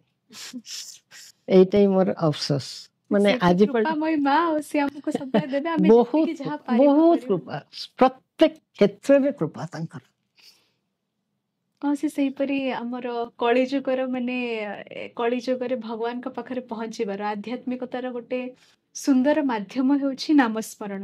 ନାମସ୍ମରଣ ମାଧ୍ୟମରେ ଆମେ ନିଶ୍ଚିତ ଭାବରେ ଏଇ ଯୋଉ ଜନ୍ମ ମୃତ୍ୟୁର କରାଳ ଚକ୍ର ରହିଛି ତାଠାରୁ ନିଜକୁ ମୁକ୍ତ କରିପାରିବା। ତ ନାମସ୍ମରଣକୁ ଆପଣ ଜୀବନରେ କେତେ ପାଳନ କରିଛନ୍ତି ଏବଂ ତାହାକୁ ପାଳନ କରିବା ଦ୍ୱାରା ଆପଣ କେମିତି କ'ଣ ତାର ଉପକୃତ ହୋଇଛନ୍ତି ତାହା ଦ୍ୱାରା? ମୁଁ ଭାବୁଛି ପ୍ରତ୍ୟେକ ବାଳ ବିକାଶ ଗୁରୁ ପ୍ରତ୍ୟେକ ସେବାଦଳ କର୍ମୀ ପ୍ରତ୍ୟେକ ସାଇ ସଂଗଠନର ସମସ୍ତେ ସବୁବେଳେ ହିଁ ନାମସ୍ମରଣ କରୁଛନ୍ତି। ଏଥିରେ କୌଣସି ସନ୍ଦେହ ନାହିଁ। ନାମସ୍ମରଣ ବାବା ସବୁବେଳେ କରନ୍ତି ସବୁବେଳେ ମୋତେ ରକ୍ଷା କରିଛନ୍ତି ସବୁବେଳେ। ଆଉ ଜାଣିନି ଆହୁରି କ'ଣ ହବ ମୁଁ ଜାଣିନି କିନ୍ତୁ ବାବା ଥରେ ଗୋଟେ ଘଟଣା କହୁଛି 2008 ବୋଧେ ମୁଁ ଯାଇଥିଲି ପିଲାମାନଙ୍କର ପ୍ରୋଜେକ୍ଟ ୱାର୍କ ହବ ସମିତି ଯାଇଥିଲି 3 ନମ୍ବର। ସେତେବେଳେ ସାଇ ଜଣେ ଏତେ ହେଇନଥିଲା ସବୁ କରିସାରିକି ତାପରେ ଛୋଟାୟନ କଲେ ଖାତା ଗୁଡ଼ା ବହୁତ ରହିଛି ଗ୍ରୁପ 2ର ଖାତା ଗୁଡ଼ାକ ନେଇଯାଅ ଦେଖିକିରି ତମେ ଏତିକି ଦିନ ଭିତରେ ଦେଇଦେବ। ମୁଁ ଖାତା ନେଇକିରି ସେତେବେଳକୁ 1 ବାଜିଲାଣି। ଏ ବିରକ୍ତ ହେଉଛନ୍ତି ଏତେ ସମୟ ଆସିକି ଚାଲ ଚାଲ କରିକି ଭୋକ ହେଲାଣି ବୋଧେ ଆଙ୍କୁ ଯାହା ବି ହଉ ସବୁ ଖାତା ଫାତା ଧରିକିରି ଆମେ ଆସୁଛୁ। ଆସିବା ସମୟରେ ଏ ଯେଉଁ ବିବେକାନନ୍ଦ ହସ୍ପିଟାଲ ଅଛି ଭୁବନେଶ୍ୱର ସେଇ ବାଟ ବର୍ତ୍ତମାନ ସେଇ ବାଟ ସବୁ ବହୁତ ଭଲ ହେଇଗଲାଣି ସେତେବେଳେ ଏତେଟା ଚଉଡ଼ା ବ୍ରଡ୍ ନଥିଲା। ଆସିଲା ବେଳକୁ ହଠାତ୍ ଗୋଟେ ଡାଲା ଗୋଟେ ଆସିକିରି ଇଏ କରିଦେଲା ଧକ୍କା ଦେଇଦେଲା ଏବଂ ଧକ୍କା ଦେଇଦେଲା ପରେ କିଛି ଜାଣିପାରୁନୁ ଆମେ ପଡ଼ିଯାଇଛି। ପଡ଼ିଗଲା ପରେ ଆମେ ତ ସବୁଥିରେ ସାଇରାମ ସାଇରାମ କହିକି ମୁଁ ପଡ଼ିଛି। ମୁଁ ପଡ଼ିକିରି ମୁଁ ଦେଖୁଛି ଯେ ମୋର ଖାତା ଗୁଡ଼ା ଯେଉଁ ବିଣ୍ଡା ଖାତା ଗୁଡ଼ା ସବୁ ଛିଡ଼ିକି ଯାଇଛି ନା ଅଛି ଦେଖିଲି ଗାଡ଼ିରେ ଅଛି ଗାଡ଼ି ଓଲଟି ପଡ଼ିଛି ଇଏ ବି ପଡ଼ିଛନ୍ତି କିଛି ଦୂରରେ। କିନ୍ତୁ ସବୁଠୁ ପ୍ରଥମେ ଆପଣଙ୍କୁ ଏଇ ଚିନ୍ତାଟା ଆସିଲା କି ମୋ ଖାତା ଗୁଡ଼ା ଆସିକି କାହିଁକିନା ମୁଁ ଗୋଟେ ଦାୟିତ୍ୱ ନେଇକି ଆସିଛି ନା ସାରା ଓଡ଼ିଶାର ଖାତା। ତେଣୁ ସେଠୁ ମୁଁ ଦେଖିଲି ଯେ ଆଙ୍କୁ ସମସ୍ତେ ଉଠଉଛନ୍ତି ଆଉ ମୋତେ ବି ଉଠେଇବାକୁ ଇଏ କରୁଛନ୍ତି। ମୁଁ ଦେଖିଲି ଗାଡ଼ିଟା ପଡ଼ିଯାଇଛି ଓଲଟିକିରି। କିନ୍ତୁ ଗୋଟେ ଜିନିଷ ଦେଖ ସାଇରାମ କହିଛି ବୋଲିକି କ'ଣ ପଛରୁ କୌଣସି ଟ୍ରକ୍ ନାହିଁ କୌଣସି ମଟର ନାହିଁ। ସେଇ ସମୟଟାରେ ଯେ ଫାଙ୍କା ରାସ୍ତା ଫାଙ୍କା ଯାହା ଲୋକମାନେ ଆସିବେ ସେମାନେ କହିଛନ୍ତି ଯେ ଆମେ ବିବେକାନନ୍ଦ ମୁଁ କହିଲି ନାଇଁ ମୁଁ ଘରକୁ ଯିବି ଆଗ ଖାତା ରଖିଦେଇ ଆସେ। ମୋ ହାତ କିନ୍ତୁ 3 ଟୁକୁରା ହେଇକି ଭାଙ୍ଗିକିରି ସେ ଫୁଲି ଯାଇକି ଭୀଷଣ ବିନ୍ଧୁଛି। ଏ ହାଡ଼ଟା ମୋର 3 ଖଣ୍ଡ ହେଇଯାଇଥିଲା। ଯାହା ବି ହଉ କିନ୍ତୁ ସେ ଦେଖିଲେ ଯେ ଗାଡ଼ି ଷ୍ଟାର୍ଟ ହେଉଛି ତେଣୁ ଗାଡ଼ି ଷ୍ଟାର୍ଟ କରିକି ନେଇକି ଆମେ ଆସିକି ଆଗ ସେ ଜିନିଷକୁ ଠିକରେ ରଖିକି ତାପରେ ଡାକ୍ତର ପାଖକୁ ଯାଇଛୁ ଆମେ। କିନ୍ତୁ ଭଗବାନ ଆପଣଙ୍କୁ ଗୋଟେ ବଡ ବିପଦରୁ ସେଇ ଉଦ୍ଧାର ବିପଦ କରିଦେଇଛନ୍ତି। ଏମିତି ଆଉଥରେ ବି ସେମିତି ଜ୍ୟୋତି ଆସିଛନ୍ତି କଳିଙ୍ଗ ବିହାରରେ, ମୁଁ ଯାଉଛି ହଠାତ୍ କେଜାଣି କ'ଣ ହେଇଛି, ମୁଁ ପଡ଼ିଛି ମାନେ ମୁଁ ପଡ଼ିଛି ଏମିତି ଭାବରେ, ଚଷମାଟା ମୋର ପଡ଼ିଯାଇଛି ଆଉ ମୁଣ୍ଡଟା କିନ୍ତୁ ଫାଟିଛି ଭୀଷଣ ଜୋରରେ, ମୁଣ୍ଡ ଫାଟି ମାନେ ସେତେବେଳେ ରାସ୍ତାରେ କିନ୍ତୁ କେହି ନାହିଁ, କୌଣସି ଅସୁବିଧା ହେଇନି। ଇଏ ତାଙ୍କର ପାଟିରୁ ବାହାରି ଯାଇଛି ସାଇରାମ। ସାଇରାମ। ଆଉ ସେଇ ସାଇ ଭାଇ ଆସିକି ମୋତେ ଉଠେଇଛନ୍ତି, ସିଏ ଡକ୍ଟରଙ୍କ ପାଖକୁ ନେଇକି ଯାଇଛନ୍ତି। ସବୁବେଳେ ଏମିତି ହୁଏ, ମୁଁ ବହୁତ ଥର ପଡ଼ିଛି ଏମିତି, କିନ୍ତୁ ବାବା ସବୁବେଳେ କିଛି ନା କିଛି ରକ୍ଷା କରିଛନ୍ତି ସବୁବେଳେ। ସେ ବାଳ ବିକାଶ ସହିତ ଆପଣ ବିଭିନ୍ନ ପାଠଚକ୍ରରେ ମଧ୍ୟ ମୁଖ୍ୟ ଆଲୋଚିକା ଭାବରେ ଯୋଗଦାନ ଦେଇଛନ୍ତି। ତ ପାଠଚକ୍ର ସମ୍ବନ୍ଧୀୟ ଆପଣଙ୍କର ସବୁଠାରୁ ମଧୁର ସ୍ମୃତି କ'ଣ ରହିଛି? ସବୁ ପାଠଚକ୍ର ମୋର ବହୁତ ଭଲ ଲାଗେ, ମୋତେ ବହୁତ ଭଲ ଲାଗେ ଏଇଥିପାଇଁ ଯେଉଁମାନେ କହିବାକୁ ଆସନ୍ତି ତାଙ୍କ ପାଖରୁ ବହୁତ କିଛି ଶୁଣିବାକୁ, ନୂଆ ନୂଆ ଶୁଣିବାକୁ ମିଳେ। ଆଉ ପାଠଚକ୍ରର ଯେକୌଣସି ବିଷୟଟା ଦିଆହୁଏ ଆମକୁ ଯେଉଁ ବହୁତ ବହି ମାନେ ସ୍ୱାଧ୍ୟାୟର ଗୋଟେ ଖୁବ୍ ଭଲ ଇଏ ହେଉଛି ପାଠଚକ୍ର। ତେଣୁ ପାଠଚକ୍ର ମୋତେ ବହୁତ ଭଲ ଲାଗେ। ଆଉ ସବୁଠୁ ଭଲ ବୋଧେ ବିଷୟଟା ମୋତେ ଲାଗିଥିଲା ଯେଉଁଟା ସେଟା ହେଲା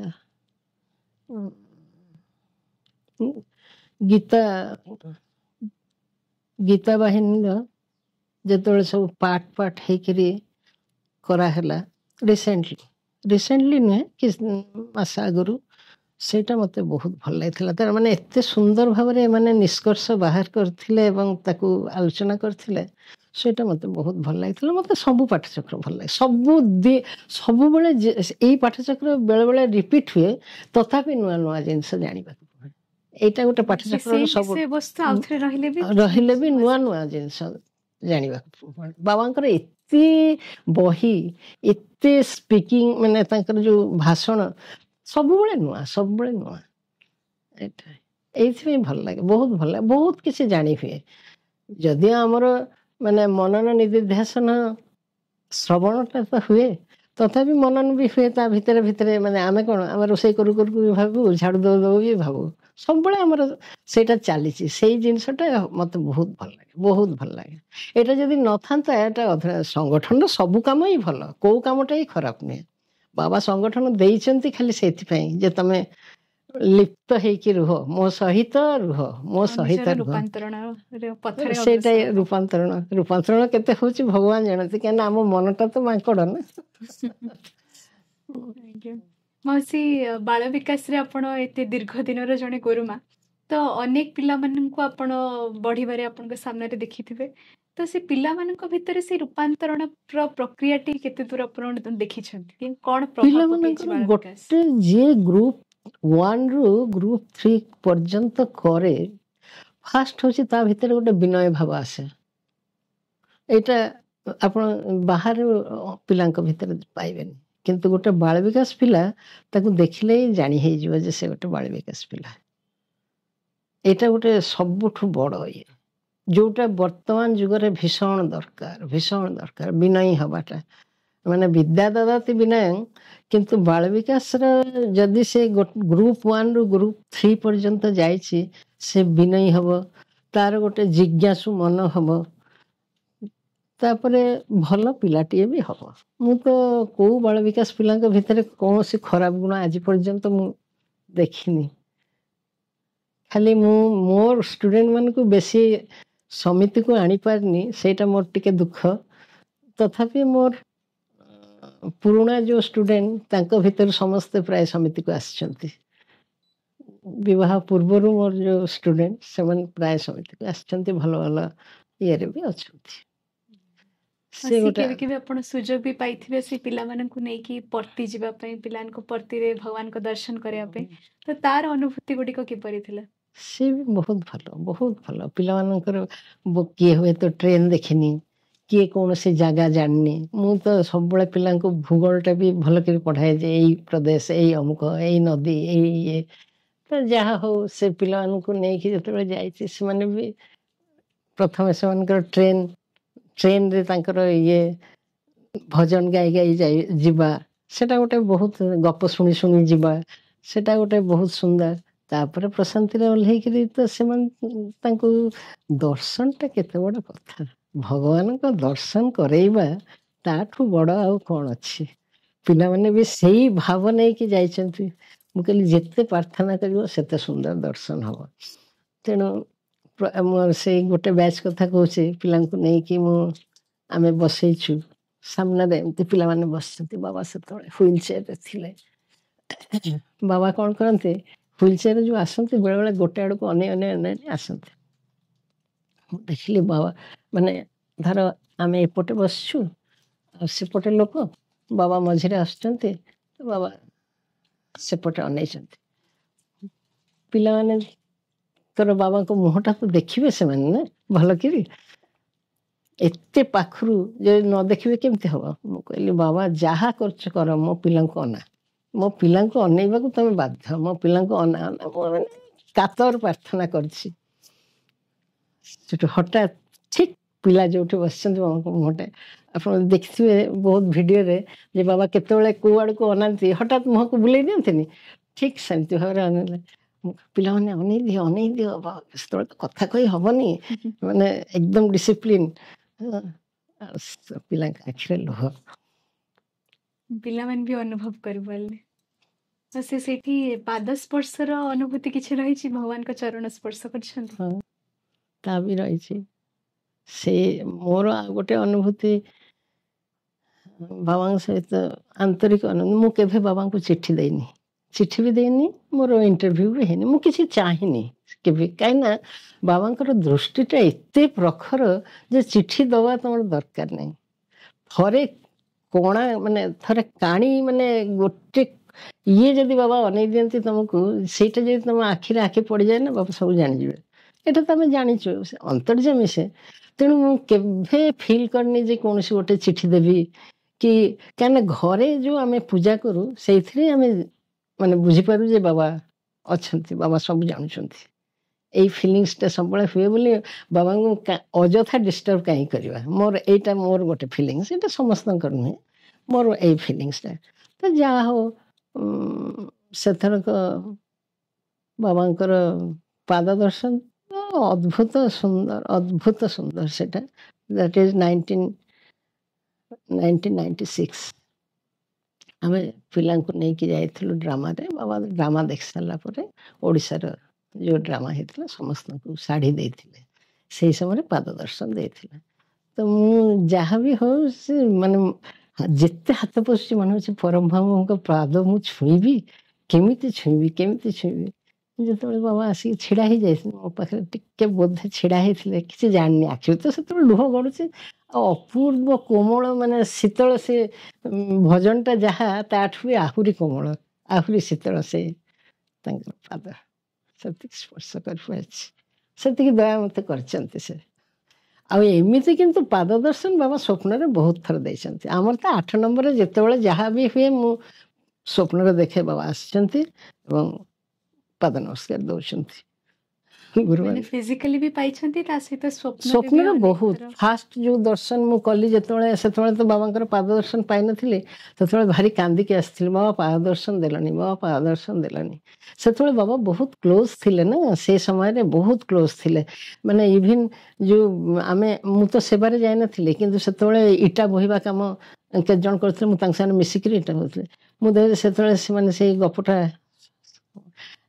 ଓଁ ନମଃ ଶିବାୟ, ସେଇ ଗୀତଟା ବୋଲି ବୋଲି ସେଇଠି ମୁଁ ସେଇ ଗୀତଟା ଶିଖିଛି। ହଠାତ୍ ଦେଖିଲି ବାବା ଉପରେ ଇଏ କରୁଛନ୍ତି, ସାଙ୍ଗେ ସାଙ୍ଗେ ତଳେ, ମାନେ ଏକ ନିମିଷରେ, ମାନେ ଯେଉଁଟା ମୁଁ ଭାବି ପାରିବନି, ସେ ନିମିଷରେ ଦେଖିଲି ବାବା ଛିଡ଼ା ହେଇକି ହସୁଛନ୍ତି। ଏତେ ମାନେ କ୍ଲୋଜ୍ ସେତେବେଳେ ବାବା ଥିଲେ। ଆଉ ସେଇ ଆଉ ବାବାଙ୍କ ସହିତ ମୋର ଅନ୍ତରଙ୍ଗତା ତ ସେଇ 1960ରେ ଡ୍ରାମା ପିଲାଙ୍କୁ ନେଇକିରି ମୁଁ ଯାଇଥିଲି। ମୁଁ ନୁହେଁ, ଆମ ସମିତି ଯାଇଥିଲା ଏବଂ ଆମେ ସେବା ଦଳ ହିସାବରେ ଯାଇଥିଲୁ। ଆମ ଡ୍ରାମାଟା ଥିଲା 20 ତାରିଖରେ, ଓଡ଼ିଶାର ସାଇ ଜଗନ୍ନାଥ ବୋଲି ଗୋଟେ ଡ୍ରାମା ଥିଲା, ସେଟା 20 ତାରିଖରେ ଆମେ ପୁରାପୁରି ସେଟା କରିବୁ। ବାଳ ବିକାଶ ପିଲାମାନେ ବାଳ ବିକାଶ ପିଲାମାନେ ଭୁବନେଶ୍ୱର ବାଳ ବିକାଶ ପିଲା। ଆଉ ଆମର ଲାଷ୍ଟ ଏଇ ପ୍ରଥମ ଫାଷ୍ଟ ରିହର୍ସାଲଟା ଗୋଟେ ଦିନ ଥିଲା। ସେଦିନ ବହୁତ ଚୁପଚାପ ଭାବରେ ଆମେ ଯାଇଥିଲୁ। ବାବା ସେତେବେଳେ ଯଜୁର ମନ୍ଦିରରେ ରହୁନଥିଲେ, ବାବା ରହୁଥିଲେ ଏ ଯେଉଁ ହଲ୍ଟା ପୂର୍ଣ୍ଣଚନ୍ଦ୍ର ହଲ୍ର ଉପର ମହଲାରେ ବାବା ରହୁଥିଲେ, କଟକ ରହୁଥିଲେ। ଆଉ ତା ତଳେ ହେଉଛି ଷ୍ଟେଜଟା, ଆଉ ତା ଭିତରେ ହେଉଛି ଗ୍ରୀନ୍ ରୁମ୍। ତାପରେ ସେଠି ପାଟି କରି ହେବନି, ରାତିରେ ଆମେ କଲୁ ଯେ ବାବା ଶୋଇଥିବେ ଉଠି ପଡ଼ିବେ, খুব ଧୀରେ ଧୀରେ ଧୀରେ ଧୀରେ ମାନେ খুব ଆସ୍ତେ ଆସ୍ତେ ଗୀତ ବାଜିଲା, খুব ଇଏ କରିକି ଫାଷ୍ଟ ରିହର୍ସାଲଟା ହେଲା। ସେକେଣ୍ଡ ରିହର୍ସାଲଟା ଆମର 20 ତାରିଖଟା ଲାଷ୍ଟ ମାନେ ଇଏ ହେବ, ଷ୍ଟେଜ ଇଏ ହେବ। ତା ଆଗରୁ ଷ୍ଟେଜ ରିହର୍ସାଲ 17 ତାରିଖରେ ଥିଲା। ସେ 17 ଦିନ ସକାଳୁଆ ଥିଲା। ବାବା ତ ଉଠି ଯାଇଛନ୍ତି, ଆଉ କିଛି ଇଏ ନାହିଁ। ଆମେ ତ ତା ଭିତରେ ପିଲାଙ୍କୁ ଆମେ ବସେଇଲୁ, ବସେଇକିରି খুব ସୁନ୍ଦର ଗୀତ ବାଜୁଥାଏ। ରିହର୍ସାଲ ହେଉଥାଏ, ଷ୍ଟେଜରେ ରିହର୍ସାଲ ହେଉଥାଏ। ଯେଉଁମାନେ ଗୁରୁମାନେ ଯେଉଁମାନେ ଯିଏ ଯାହା କାମ ସମସ୍ତେ କରୁଛନ୍ତି, ଆମର ଥିଲା ଯେ ପିଲାଙ୍କୁ ଡିସିପ୍ଲିନ୍ କରି ବସେଇବା। ବସେଇଛୁ। ଏଇ ସମୟରେ ସେଠି ଭିତରେ ଜଣେ ସେବାଦଳ ଭାଇ ଥିଲେ, ସିଏ ଆସି କହିଲେ ଯେ ଦେଖିଏ ଥୋଡ଼ା ମାନେ ସେ ଗେଟ୍ ସାମ୍ନା ଜାଗାଟା ଛାଡ଼ି ଦିଅନ୍ତୁ। ବାବା ଚାଲି ଆସିପାରନ୍ତି, ବାବା ଚାଲି ଆସିପାରନ୍ତି। ଆରେ ବାସ୍, ସେଇଠୁ ମୋର ବାବା ଆସ, ତମେ ଆସିବାକୁ ହିଁ ହେବ, ଆସିବାକୁ ହିଁ ହେବ ତମକୁ। ଆଉ ଏତେ ସୁନ୍ଦର ସେତେବେଳେ ଭକ୍ତି ସଙ୍ଗୀତ ମାନେ, ଆଉ କେବଳ ବାବା ଆସ ବାବା ଆସ ବାବା ଆସ। ଆଉ ପିଲାଙ୍କୁ ଚୁପଚାପ ବସେଇଥାଏ କିଏ। ଆଉ ମୁଁ ସେଇଠି ପାଇଚାରି କରୁଥାଏ, ଯାଉଥାଏ ଆସୁଥାଏ। ଆଉ ଭିତରେ ଭିତରେ ମୋର ସେଇଟା ଚାଲିଥାଏ, ଆସିବାକୁ ହିଁ ହେବ। ହଠାତ୍ ଦେଖିଲି ଖରା ପଡ଼ିଲା, ସେ ଯେଉଁ ରାସ୍ତାଟା। ଖରା କାହିଁ ପଡ଼ୁଛି, ପଡ଼ୁଥିବ କୁଆଡ଼ୁ ବୋଧେ, କିନ୍ତୁ ମୁଁ ପଛ କରିକି ଅଛି, ବାବା ଚାଲି ଆସିଲେଣି। ଆଉ ପିଲାମାନେ ବାବା ବାବା ହେଉଛନ୍ତି। ମୁଁ କହିଲି କ'ଣ ଏମାନେ ହେଉଛନ୍ତି ବାବା ବାବା। ମାନେ ମୁଁ ଯେତେବେଳେ ଅନେଇ ଗଲି ମୋ ପଛରେ ବାବା, ମାନେ ମୋତେ ମାନେ ମୁଁ ମାନେ ଭାବି ପାରୁନି ଯେ ଏତେ ପାଖରେ ମାନେ ଭଗବାନ ସ୍ୱୟଂ ଛିଡ଼ା ହେଇଛନ୍ତି ଏତେ ପାଖରେ। ମାନେ ମୁଁ ବୁଝିପାରୁନି କ'ଣ କରିବି। ପିଲାମାନେ କିନ୍ତୁ ତା ଭିତରେ ବେଢ଼ିଗଲେଣି ବାବାଙ୍କୁ। କିନ୍ତୁ ଆମର ଷ୍ଟ୍ରିକ୍ଟ, ତମେ ସେବାଦଳ ଲୋକ ଚଟକିନା ବାବାଙ୍କ ପାଦ ଛୁଇଁବନି। ପାଦ ଛୁଇଁବାକୁ ଯାଇକି ବି ଛୁଇଁନି। କ'ଣ କରିବୁ, ମାନେ ମୁହଁ ହାତ କାନ କେଉଁ କିଛି କାମ କରୁନି, କେବଳ ମାନେ ସେ ସୌନ୍ଦର୍ଯ୍ୟକୁ ଖାଲି ଅବଲୋକନ କରିଥାଉ। ଆଉ ଦେଖ ଯେ ଭଗବାନ ତମ ସାମ୍ନାରେ ଛିଡ଼ା ହେଇଛନ୍ତି।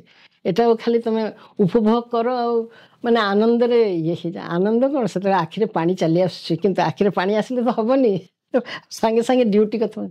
ବାବା ସେଠୁ ଅନେଇଲେ, କିଛି ସମୟ ଅନେଇଲା ପରେ କାହା ସେ ପଚାରିଲେ ଆପଣଙ୍କୁ, ମୋ ପାଟି ଫିଟୁନି, ଓଡ଼ିଶା ସେ କହିବି ନା ଭୁବନେଶ୍ୱରରୁ କହିବି ଭାବୁଛି। ଭୁବନେଶ୍ୱର ଓଡ଼ିଶା ସେ ଏମିତି ହେଇକି, ସିଏ ତ ବୁଝିବା ଲୋକ, ସେ ବୁଝିବି, ଏତେ କଥାରେ କ'ଣ ଅଛି।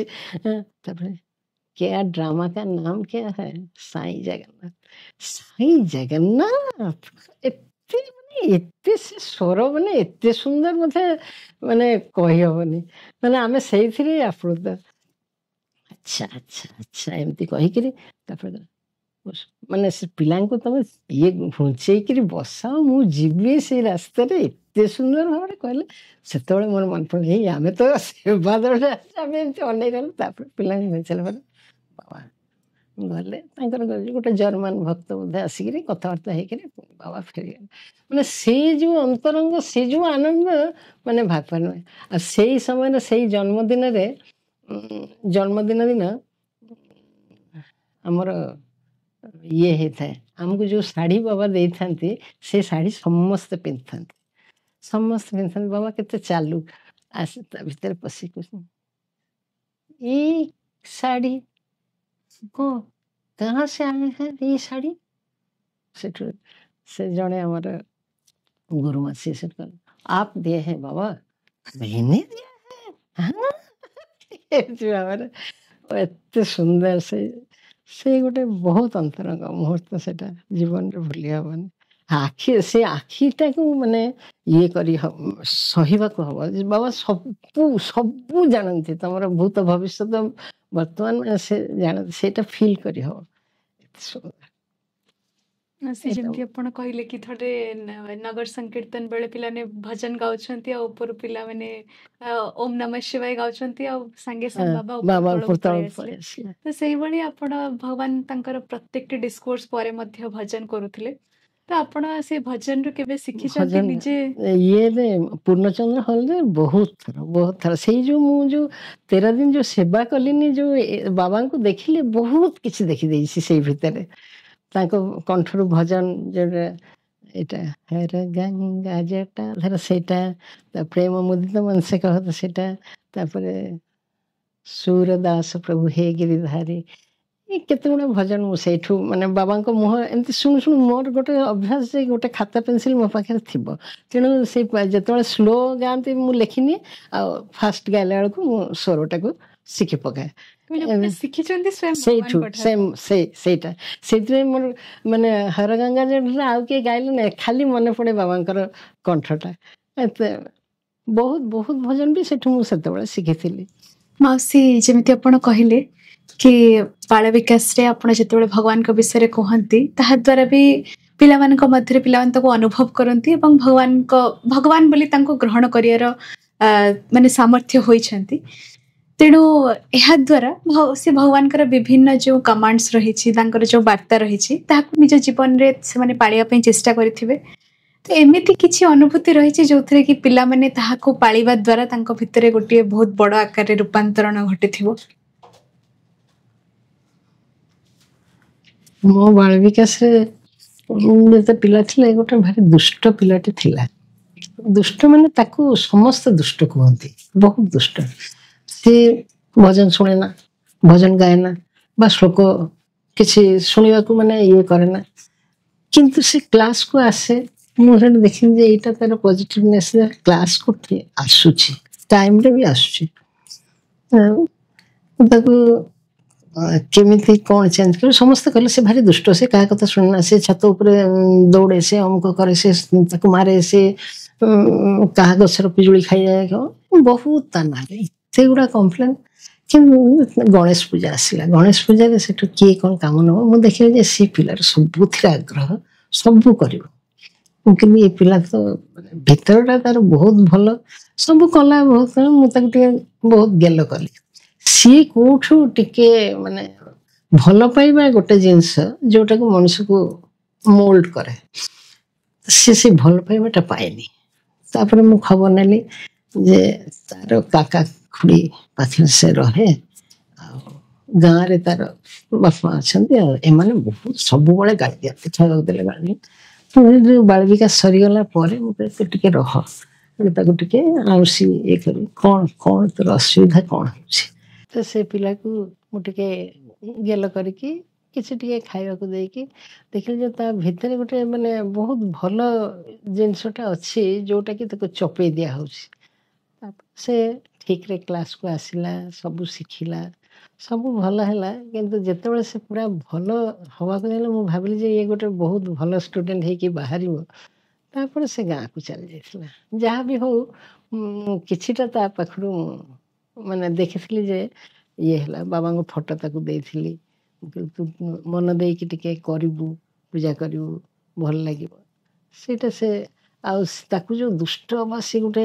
ये थिला सेटा आस्ते आस्ते आस्ते आस्ते से स्वभावटा तार नरम हो गला आ खूब सुंदर भाव कथा कहबी शिखिला से एटा मत बहुत गणेश पूजा रे भी बहुत भल किना बहुत गणेश पूजा से खूब सुंदर भाव सब जिनस कहला दीदी किसी दरकार नहीं मु सब करदे मु सब करदे मु आनी देबी सब मु फूल सजाई देबी मु बेलपत्र आनी देबी सब किसी एटा प्रत्येकटा पिला भल कौन से पिला जे खराब ता भाविले चलिबनी हमको समस्त भल किंतु कहा भितर आम केतेटा बाहर करि परिबो एटा हम गुरु मानकर गोटे होछि बड़ कहा भितर आम तार भल जिनसटा केतेटा बाहर करि परिबो से जेमती कहा जाए कि माने प्रत्येक अवतार जेतेबेले माने धरा पृष्ठ को आसीथिले सेतेबेले किछि ना किछि गोटे माने किछि गोटे अस्त्र धरि के आसीथिले किंतु भगवान बाबांकर सबठारो बड़ अस्त्र होछि प्रेम प्रेम सतरे भी ता माध्यम रे बहुत किछि करियो निश्चय प्रेम प्रेम छड़ा कौन संगठन माध्यम रे बाबा तो से ही कहते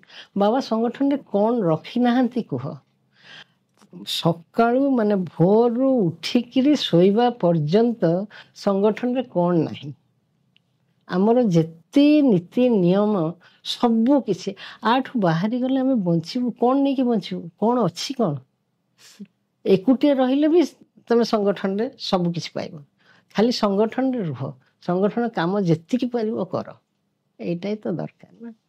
ଆଉ ଯେଉଁମାନେ କରୁଛନ୍ତି ସେମାନେ ତ ଧନ୍ୟ ଧନ୍ୟ। ବାବା ଯେମିତି, ମୁଁ ତ କହିବି ଯୁବ ସମାଜକୁ ଯେ ସେମାନେ ନିଜେ ଉନ୍ନତି କରନ୍ତୁ ନିଶ୍ଚୟ। ବାବା କାହାକୁ ଉନ୍ନତି ନ କରିବା ବାବା ଚାହିଁନାହାନ୍ତି, ନିଜେ ଉନ୍ନତି କର କିନ୍ତୁ ସଂଗଠନକୁ ବି ଦୃଢ଼ କର। ତେବେ ସେ ଯେମିତି ତାଙ୍କ ଷ୍ଟୁଡେଣ୍ଟମାନଙ୍କୁ ପ୍ରେମ କରୁଥିଲେ ସେ ପ୍ରେମ ଚକ୍ଷୁରେ ସେ ସମସ୍ତଙ୍କୁ ଆଦରି ନେବେ, କେବେ ଛାଡ଼ିବେନି, କେବେ ବି ଛାଡ଼ିବେନି। ସି ଯେପରି ଆପଣ କହୁଥିଲେ କି ଯେତେବେଳେ ଆପଣ ନୂଆ ନୂଆ ବାହା ହେଇକି ଆସିଲେ ଆପଣଙ୍କ ଶାଶୁ ଘରକୁ, ତ ସେତେବେଳେ ସମସ୍ତେ ଭଗବାନଙ୍କୁ ଏତେ ବେଶୀ ଜାଣିନଥିଲେ। ତ ପରବର୍ତ୍ତୀ ସମୟରେ ଯେତେବେଳେ ଆପଣ ବାଳ ବିକାଶ ସହିତ ସମ୍ପୃକ୍ତ ହେଲେ, ଭଗବାନଙ୍କର ଭଜନ ସଂଗଠନ ସହିତ ଏତେ ଜଡ଼ିତ ହେଲେ, ତାପରେ ଆପଣଙ୍କର ପରିବାରରେ ସମସ୍ତେ କେତେ ଭଗବାନଙ୍କୁ ଗ୍ରହଣ କରିଛନ୍ତି ସେଇ ସମ୍ବନ୍ଧରେ କିଛି ବାବା ତ ଆଙ୍କୁ ତ ସ୍ୱପ୍ନ ଦେଇକି ଦେଖେଇଛନ୍ତି ଯେ ତୋ, ହଁ ଆଙ୍କୁ ସ୍ୱପ୍ନ ଦେଲେ ଯେ ତାଙ୍କର ସେ ଜଣେ ଗୁରୁ କରିଥିଲେ ଜଣକୁ, ତାପରେ ସେମାନଙ୍କ ଘର ହେଉଛି ରାମକୃଷ୍ଣ ଦେବଙ୍କର ବହୁତ ଭକ୍ତ। ଆମେ ବି ପିଲାଦିନେ ରାମକୃଷ୍ଣ ଦେବଙ୍କ ବହି ବି ବହୁତ ପଢ଼ିଛୁ। ତ ବାବା ତାଙ୍କୁ ସ୍ୱପ୍ନ ଦେଉଛନ୍ତି ପ୍ରଥମେ ତାଙ୍କ ଗୁରୁ, ସେ ଗୁରୁ ଚାଲିଗଲେ, ତାପରେ ରାମକୃଷ୍ଣ ଦେବ ଆସିଲେ, ରାମକୃଷ୍ଣ ଦେବ ଘୁଞ୍ଚିଗଲେ, ବାବା ଛିଡ଼ା ହେଇଗଲେ, ପୁରା ବାବା ଛିଡ଼ା ହେଇଛନ୍ତି, କହିଲେ ଆଉ ସବୁ ହେଉଛି ଏକ, ମୁଁ ହେଉଛି ସବୁ ହେଉଛି। ଏଇଟା ତାଙ୍କୁ ମାନେ ଦୃଢ଼ ବିଶ୍ୱାସ ତାଙ୍କର। ତାଙ୍କୁ ବି ପାଦ ନମସ୍କାର ହେଇଛି, ବୋଧେ ପାଦ ନମସ୍କାର ହେଇଛି, ଲୁଗା ବି ମିଳିଛି ତାଙ୍କୁ, ସାର୍ଟ ପ୍ୟାଣ୍ଟ ବି ସବୁ ମିଳିଛି। ସେବାରେ ଯେଉଁ ଯାଉଥିଲେ ବାବା, ପୁଣି ସେବାରେ ତାଙ୍କର ପଡ଼ିଥିଲା କେଉଁଠି ଗୋଟେ, ସେ ଯେଉଁ କନଭେଣ୍ଟ ସ୍କୁଲ ସେପଟେ ଟିକେ ଦୂରରେ ତାଙ୍କ, ଯେ ଖାଇବାକୁ ଆସିବାକୁ ସମୟ ହୁଏ ନା, ମାନେ ଏତେ ବାବାଙ୍କର ଦ୍ୱାରା ସବୁଦିନ ଗୋଟିଏ ନଡ଼ିଆ ପଡ଼ିବ। 2 ଜଣ ସେବାଦଳ ଥାନ୍ତି, ସେମାନେ ଛାଡ଼ିକି ଆସିପାରନ୍ତିନି, ସବୁଦିନ ଇଏ କହନ୍ତି ଯେ ଏତେ ଦୟା ବୋଧେ କାହାରି ନାହିଁ। ଗଛରୁ ଗୋଟେ ନଡ଼ିଆ, ବାବାଙ୍କର ଗଛ, ସେଥିରୁ ଗୋଟେ ନଡ଼ିଆ ନିଶ୍ଚୟ ପଡ଼ିବ। ସେ ନଡ଼ିଆ ଛଡ଼େଇକି ମାନେ ଭୋକଟା ମାନେ ମେଣ୍ଟଉଥିଲା। ଏତେ ପିଲାମାନେ, ମୋ 2 ଝିଅ ବାଳ ବିକାଶ ଷ୍ଟୁଡେଣ୍ଟ, ଆଉ ବଡ଼ ଝିଅ ବି ସୁନ୍ଦର, ତାକୁ ବି ମାନେ ଥରେ ସ୍ୱପ୍ନ ବାବା ଦେଇଥିଲେ, ସେଟା ସେ କ୍ଲାସ୍ 5 ଡିଏମ୍ ସ୍କୁଲର ଷ୍ଟୁଡେଣ୍ଟ ଥିଲା। ମୁଁ ତାକୁ ପଢ଼େଇକିରି 11:30 12ଟା ହେବ, ମୁଁ ତାକୁ ଶୁଆଇ ଦେଲି, ଶୁଆଇ ଦେଇକି ମୁଁ ଶୋଇବାକୁ ଆସିଲି ଅନ୍ୟ ଘରେ। ସିଏ ଅନ୍ୟ ଘରେ, ହଠାତ୍ ସେ ରାତିରେ ମାନେ ମା ମା ମା ଜୋରେ, ମାନେ କିଛି ସମୟ ପରେ ସେ ଚିତ୍କାର କରୁଛି। ମୁଁ କହିଲି କ'ଣ ହେଲା କ'ଣ ହେଲା? ନା ବାବା ବାବା ବାବା ବାବା, ଆଖି ଖୋଲୁନି। ମୁଁ କହିଲି ବାବା କ'ଣ କ'ଣ ଦେଖୁଛୁ? ନା ବାବା କି ବଡ଼ ହେଇଯାଇଛନ୍ତି, ଚାରିଆଡ଼େ ବାବା, ଚାରିଆଡ଼େ ବାବା। ନାଇଁ ମାନେ ସେ ଦେଖୁଛି ଯେ ବାବା ମାନେ ବିରାଟ କାୟ, ସାରା ମାନେ ହୋଲ୍ ଇଏ ବିଶ୍ୱ ବ୍ରହ୍ମାଣ୍ଡ। ମୁଁ କହିଲି ତୁ ତ ଆଖିଟା ଖୋଲୁନି? ନା ହଁ ମୁଁ ସବୁ ଦେଖିପାରୁଛି, ମୋ ଆଖି ନ ମାନେ ସେଟା ତନ୍ଦ୍ରା ଭିତରେ କିଏ କହୁଥିଲେ, ଯାହା ହଉ ଦେଖୁଛି। ମୁଁ ସେଠୁ ମୁଁ କହିଲି ଉଠିକି ବାବାଙ୍କୁ ପ୍ରଣାମ କର, ପ୍ରଣାମ କରିକି ଶୋଇଲା। ତାକୁ ବହୁତ, ତା ସହିତ ବି ବାବାଙ୍କର ବହୁତ ଲୀଳା ହେଇଛି, ବହୁତ ଲୀଳା। ଆଉ ମୁଁ ତ ଝିଅମାନଙ୍କୁ ପ୍ରଥମ କହିଛି ଯେ ଆଉ କିଛି କର ନ କର, ମାନେ ଝିଅମାନଙ୍କୁ ଯେଉଁ ଦିଆ ହୁଏ ତତ୍ତ୍ୱ ଯେଉଁଟା, ତା ଭିତରେ ଆଗ ବାବାଙ୍କ ଫଟୋ, ବିଭୂତି ଆଉ ଏଇ ଯେଉଁ 1650 ପୂଜା ବହି, ଏତିକି। ଭଗବାନ ଯୋଉଠି ଥିବେ ସେ ତାଙ୍କର ସମ୍ପୂର୍ଣ୍ଣ ଦାୟିତ୍ୱ ନେବେ ପିଲାମାନଙ୍କର। ଦାୟିତ୍ୱ ନିଅନ୍ତି ସେ। ଯେଉଁଦିନ ତାର ଗୃହ ପ୍ରତିଷ୍ଠା ହେଲା ଝିଅର, ସେଦିନ ବି ବାବା ଆସିକି ପହଞ୍ଚିଲେ ମାନେ ବୃନ୍ଦାବନରେ ସେଇ ସମୟରେ। ଆମର ବହୁତ ଖୁସିର ବିଷୟ କି ଆମେ ଚଳିତ ବର୍ଷ ଭଗବାନଙ୍କର ଜନ୍ମ ଶତବାର୍ଷିକୀକୁ ପାଳନ କରୁଛେ। ତ ସମସ୍ତଙ୍କ ମନରେ ବହୁତ ଉତ୍କଣ୍ଠା କି କ'ଣ ଦେବୁ ଭଗବାନଙ୍କୁ, କ'ଣ ଦେଲେ ଭଗବାନ ଖୁସି ହେଇପାରିବେ। ସମସ୍ତେ କିଛି ନା କିଛି ନିଜର ସ୍ତରରେ ପ୍ଲାନିଂ କରୁଛନ୍ତି କି ହଁ ମୁଁ ପ୍ରତ୍ୟେକ ଦିନ ଏଇଆ କରିବି, ପ୍ରତ୍ୟେକ ଦିନ ଲିଖିତ ଜପ ଲେଖିବି, ବା ଯାହା ବି ସବୁ ଆମର ସାଧନାର କାର୍ଯ୍ୟ ରହିଲା ସେସବୁ କରିକି ଭଗବାନଙ୍କୁ ଖୁସି କରାଇବା ପାଇଁ ଚେଷ୍ଟା କରିବି। ତେବେ ଆପଣଙ୍କ ମତରେ କ'ଣ ହେବ କି କ'ଣ କଲେ ଆମେ ଭଗବାନଙ୍କ भगवान को पाई सेटा हमर सबुठारु सर्वोत्तम उपहार हे परियो। ऑर्गेनाइजेशन जहाँ देइछि हमको करिवा को सेटा हमें करिवो, दैट इज आवर ड्यूटी। किंतु भगवान तो बहुत निजर हृदयवासी, तेणु तांको दवा को हला परफेक्ट हवा खबर, निज को एकदम माने पूरा पूरी तांको धरिवा को हो जे जिते जहाँ हेले भी मु तते छाड़ीबिनी कि तू मते छाड़ीबनी। एई जिनसटा जदि आमे पूर्ण रूपे जदि आमे शरणागत हब, से हमको सही स्नेह चक्षुरे निश्चय देखिबे, प्रेम चक्षुरे देखिबे। पूर्ण शरणागति भाव सह जहाँ भी सब संगठन रो कार्य बा जहाँ भी करले भगवान कर उपहार हे परिबो। निश्चय मु जदि भलो हेबी मु माने परफेक्ट जोटा बाबा को मतरे जोटा परफेक्शन सेटा हे परले ही मु बाबा मते भल पाइबे ना, सेटा होछि कथा। असी गोटे देशर भविष्य होछि तार युवा समाज, तेणु आमर अनेक युवा भाई भौणी माने हमको ए वीडियो माध्यम रे हमको देखुछंती, तेणु आपण को ए वीडियो रे शेष रे कोन तांको पई वार्ता रहिबो, कोन करले से माने जणे जणे उत्तम मनीष होई परिबे। युवा समाज माने आमे तो प्रथमे बाल विकास 3 इयर्स रे जो पिला जाइछंती से पिला मानु कहबी मु जे तमे बाल विकास परे तापरे निजर कैरियर पई संगठन को छाड़नी, कैरियर भी हबो संगठन रे काम भी करि परिबो। आमर तो आजिकल तो बहुत सुंदर हेछि, एबे जो प्री सेवा दल एटा बहुत सुंदर भाव करा होछि, तेणु से प्री सेवा दल से माने गोटे युवकर जेतिकी माने तार जो जेतिकी शक्ति अच्छी सेटा को से यदि निज काम रे भी लगाए आ संगठन काम रे भी किछटा लगाए सेटा बहुत भल हम। धरिच जेतुले छाड़ीबार किसी चांस नाही, से युव समाज को तो निश्चित भल कर जाबुड़ी की धर जे मते तू छाड़ना कि तते मु छाड़ीबिनी।